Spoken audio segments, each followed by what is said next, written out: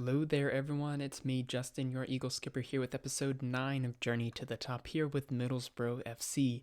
Before we get into Middlesbrough, I want to look back at what Darlington was able to do in last season when we weren't with them, and as it looks like they won League 2, makes 3 straight league wins, and they're sitting bottom of League 1 or just outside of the relegation spots in League 1, so it looks like we've done pretty good to establish them in the Football League. That's the words that I'm trying to say.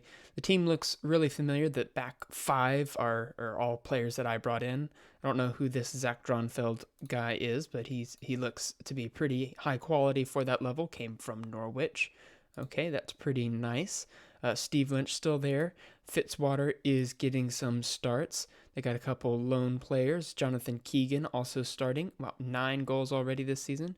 Good stuff from him. And a number of players look familiar throughout the team. Oh my goodness, they've just promoted everybody from the under 23s, or from the under 18s. That's where Darlington are at. They did pretty well. They brought in Michael Appleton, who was formerly Lincoln in Colchester, and he looks to be doing pretty good in his time in League One. Because if we look at League One, they're expected to be second bottom. So, if he can make something happen for him, that's good on them. Are there any who their highest rated players at Darlington? Darlington's highest rated player is Steve Lynch, who we brought in. Then Alan McFarland, the defender, and so that's what's been going on in League One with Darlington in our absence. And here's what's been going on in the Premier League with us since you were last here. Last game you saw was this 2-2 draw against Aston Villa. We followed that up with a 2-2 draw against Bournemouth, with Callum Kavanagh and Wilf Bolton getting on the score sheet. Next up, we lost on penalties against Cambridge 1-1. And Medor did start this game and he scored a goal, but he also missed the penalty. Not in the shootout. He scored his shootout penalty, but he missed a in-game penalty that would have given us the 2-1 victory. And then in the shootout, Muez Hassan saved 2 early fantastic goal penalties, but then Callum Kavanagh, Bobby DeCorva-Reid, and George Seville all missed penalties to cement our loss. It wasn't saved. They missed the penalties. Outside of it was pathetic.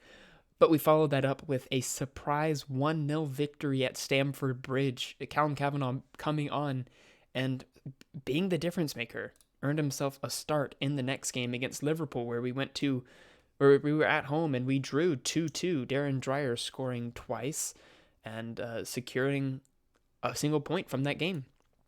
We then went and drew again against West Brom 1-1. Darren Dreyer also getting on the score sheet. And then we went away to Tottenham, where Darren Dreyer got us going. Timothy Mensah scored the winning goal in the 18th minute. We let them get a goal in the 82nd, but we beat Chelsea, we beat Tottenham, we drew against Liverpool. We were sitting in the mid-table. I think we were 8th in the league at the time. We were like, whoa, this is fantastic, but it was not to be. We lost against Man United 2-0. Muez Hassan let 2 goals in and had a 7.9 average rating, if that tells you anything. Then we drew 2-2 against Leicester. Lots of 2-2 victories over this past little run of games. Wilf Bolton, Joe Powell getting on the score sheet. Then we lost 2-0 against Norwich. What can I say? Even Muez Hassan had a poor game. Nobody in attack looked like they wanted to do anything. So let's get into this game against Newcastle. This is how the table is looking at the moment. We are sitting 17th, 2 points clear of the relegation zone. So I wouldn't even say we're clear. We're just 2 points ahead of the relegation zone, but only 8 points behind European spots. So, we're not going to be up there. We're not going to get up there, but it only takes a couple games to really turn around the season. So let's take a look at the tactics that we're going to be employing in today's game. We're going to be putting Hassan in goal, a back 4 of Lowe, Mensah, and McCrory and Laird, with McCann and Svanberg in midfield. Powell ahead of them with Madure and Bolton out on the wings. And Darren Dreyer is going to be taking the start as our advanced forward. I'm really going to try to change this up because, I mean, if we just put Dreyer out here, he plays poorly with Laird, he plays poorly with Powell, but Madure is really not a goal-scoring striker for us, so we're going to have to stick with that one because we never really played with Powell behind Dreyer. That's really from last season before we started. And of course, I came back really early, so we get to watch these loading screens and hope that we can get into it before too long. You can see us just double check what the coaches say and make sure that they're not suggesting we bring on Riley on an attack or anything ridiculous like that. But yeah, Madure is going to have to come off before the end of the match. I mean, that's pretty standard. Just look at the selection advice. They just want us to switch those three around, and that's fine. We'll leave it as it is. Hassan, 7.29 average rating over the course of the season. I mean, he's just been top-notch. We are definitely going to be looking to bring in some loan players over the next few weeks because we need a defender. We just need a tall aerial defender who can keep the ball from going into the back of the net. We've got two good ball playing defenders, but they don't do a whole lot when it comes to actually defending. Because, I mean, both McCrory and Mensah are really both defensive midfielders who are playing in defense for us. And if we can just get a defender on the field, that could really help out turn these 2-0s into 1-0s. As we see, we get a nice little passing play, wasn't able to make anything of it, but the clearance only goes as far as Mensah, who gets the ball into Svanberg, who is going to give it back to Mensah. Yes, he is. Mensah's going to look to get it somewhere and decides to give it all the way back to the keeper and try again all the way from the back. And guess what? The ball comes back to Mensah, Svanberg, Madure. Madure looks to cut inside. Looks like he's going to try to pass. He does. He threads through to Dreyer, and Dreyer scores. Darren Dreyer gets the opening goal in the Tyne-Tees Derby, and, I mean, look at the crowd. They're going wild, except for the corner. Boo-hoo. Everyone else is going absolutely wild. Watch Madure really make this goal happen. Dreyer times his run perfectly. Actually, no, he didn't even time his run perfectly. Madure passed it perfectly so that none of the defenders could get to it, and Dreyer opens up the scoring. I would be really surprised if this was the last goal of the game, but I'm happy that we've got one, because it's been a couple games since we've really looked like we were going to get anything from any games. I mean, even the ones that we won, we didn't look like this. Except for that Tottenham one where we scored twice in the opening minutes and then just saw out the game. But I'm jabbering on, and I mean, we're currently beating Newcastle. That's exciting. It's always good to get one over on the club that doesn't even consider us to be their top rival. As Laird is able to get the ball cleared out pretty far, but ultimately only as far as another Newcastle player, and Bolton is dropped really far deep, gets it back to Laird, and they're playing a hot potato with the ball, which is not exactly what you want to see, but especially as it ends up with the Newcastle player who shoots, and Hassan is only able to get a hand to it, though he is able to pick it up off the ground. Really hoping to see a little bit more from Hassan there to be able to grab it, but he was able to keep it out of the net, and ultimately that's what matters. As we see them take a corner and blast it over the top of the net. Really would like to see something go our way for a change. At least this attack is starting on the right side of the pitch. I don't think it's going to end there, as Madure isn't able to get onto the end of that header from low, and as Mensah is closing down but really out of position. The ball comes in. It's a screamer, and Hassan is able to scramble that one away. Ball boys on the end look really, really confused. They're just sitting there as Mensah gets that one headed clear, but only as far as another Newcastle player who silences the crowd as Mador snaps the ball off of them. Yeah, so 30 minutes gone by. We've had a good bit of possession. Our pass completion is lower than I like it, though it is still nothing too bad an eye at. Let's go ahead and press that guy. He's got a number of crosses, as it seems. Mensah is having a good game. McCann is not. So Mador McCann will probably be substituted off in the second half. We'll give Mador a little bit more time to leave his mark on the game because he is doing fantastic this season. Really can't... Well, no, not this season, this game. I was going to tell them that things are going well, but I know they're capable of even more. Let's tell them that I have faith that they weren't bad and they can improve. I've got some midfielders who are pleased with that talk on the bench, though that doesn't really matter because they're not coming on the pitch. Well, one of them will. For McCann, don't know if I'll bring on Pearson or Seville. Seville has been training really poorly and wants to leave.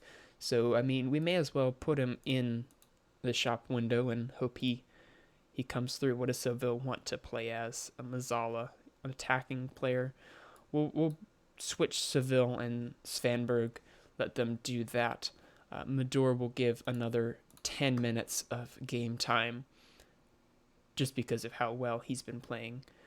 And as we see, Powell take a free kick, wants to find Mensah, can't find Mensah, and the keeper claims that one rather easily, to be fair, as somebody misses a header. I think that was McCrory it was, but he was able to recover, gets it to low, into Svanberg, finds Laird, back to Svanberg, who gets a nice pass up to Bolton, who is cutting inside, even though he is a regular winger, but he ends up with it off of a deflection and hits it directly at the keeper. I mean, it was an effort.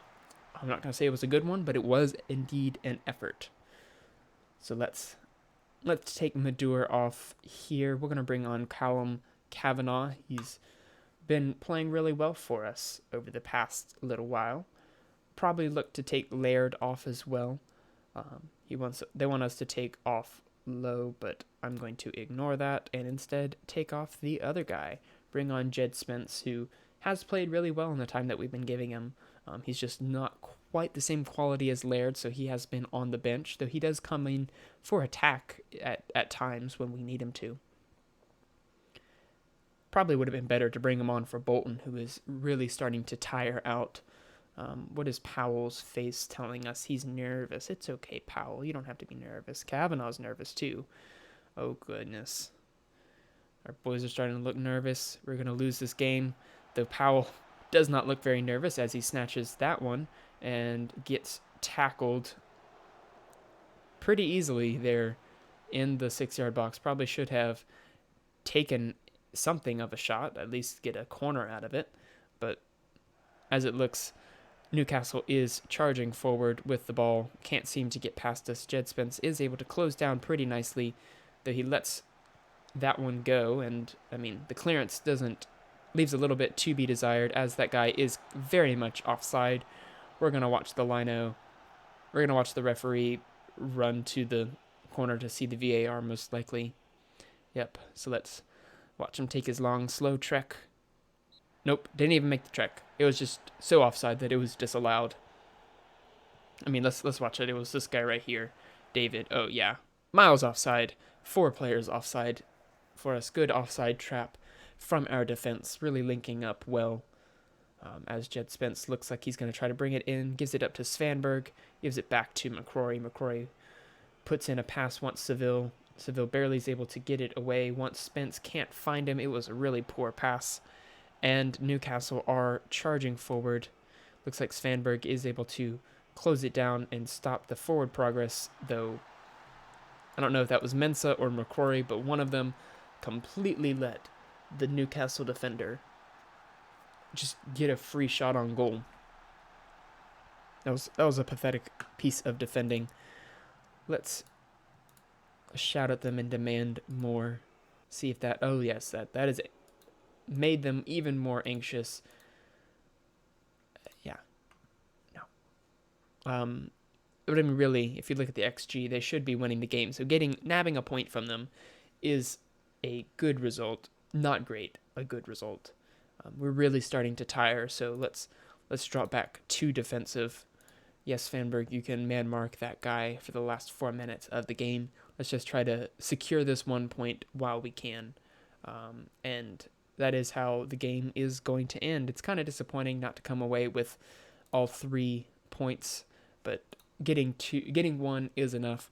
We are looking to stay outside the relegation battle. Yeah, let's hit continue, and it sees us move up 1 over Tottenham. I mean, Tottenham looking like they're going to be in a relegation battle this season if they can't pick things up, which is utterly ridiculous if you look at the quality of their team. I mean, they're leaps and bounds ahead of us, and we're ahead of them on the table, so that's something kind of interesting. Another bit of news, looked at affiliated clubs. Portadown was, for some reason, the senior affiliate in this relationship, and we were able to switch that because, I mean, they're semi-professional, much lower reputation. Yes, they are in the top league of Northern Ireland, but we were just able to switch it when we moved up to the Premier League. And we brought in this other affiliate, Iceberg FB, from Denmark, playing in the first division. We're going to be adding that league so we can probably get some players over there. We've got a what looks like a nice right back from Slovenia that if he doesn't get a work permit, we try to drop him off in Denmark for a time to secure that, because I mean he looks like he's a really high quality player. If we just take a look at Zan Pavel, I mean, let's just compare him with Laird if we can, because Laird is our best wing back at the moment. And I mean, Laird is a bit more of a, well, let's look at this one. Laird is a bit more of a mental player. I mean, okay, no, he's not. He's just got different abilities. They're a different player. That's what it is. Pavel's got a really good penalty taking, so that's going to be nice. But that's somebody to look forward to. He's got a promise that if he can't get a work permit, then he doesn't have to sign for us. So I'm hoping that he does get it, because he's got until the summer to play enough games for Slovenia. But anyways, yeah, I'm jabbering. Let's take a look at when our next game is going to be. I'll probably play through the month of December and show you this FA Cup third round game. Won't know for a while who that is, but we'll come back for that game. So yeah, if you enjoyed today's episode, go ahead and leave a like, drop a comment if you want to name one of this year's youth intake players, and they should be a bit better because we've upgraded our youth facilities, and subscribe if you'd like to continue to join us on our journey to the top.